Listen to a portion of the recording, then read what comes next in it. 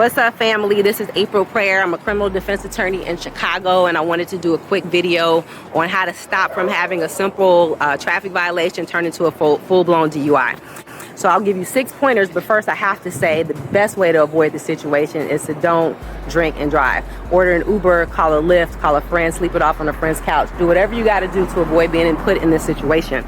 But say you have made the bad decision of getting behind the wheel of a car, you didn't hand off your keys. These are 6 pointers that will help you. Number 1, do not sleep it off in your car. So I know that sounds contrary to what you would normally do.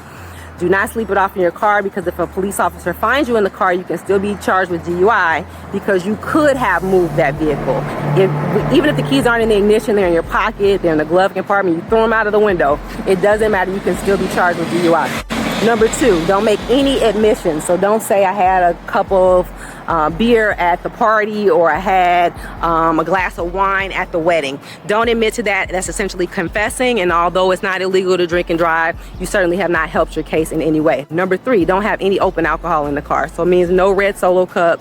It means no bottle of wine on the back seat or a case of beer, whether it's closed or open. Stick it in the trunk, because again, you don't want to raise the officer's suspicions immediately upon meeting you. Number 4, no field sobriety test. So what does that mean? That means walking a straight line in the middle of the street. It means standing on one leg, touching your finger to your nose, following the officer's finger with your eyes or his pen. You don't want to do any of that. You don't want to say the alphabet forward, say the alphabet backward. This isn't the time to be a tough guy and show how talented you are, how high your tolerance is, or how you can ace all these tests. No matter what you do, the officer is going to say you failed. So don't put yourself in that position.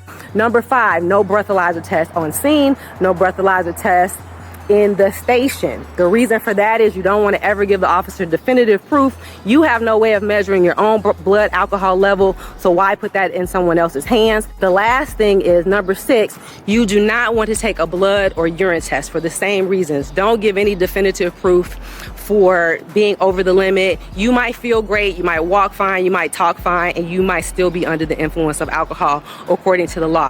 So please spread the word, share this video, save some lives by not getting in the car, even putting yourself in this position. But if you find yourself having made a bad decision, don't make it any worse by refusing to follow these tips that I'm sharing with you.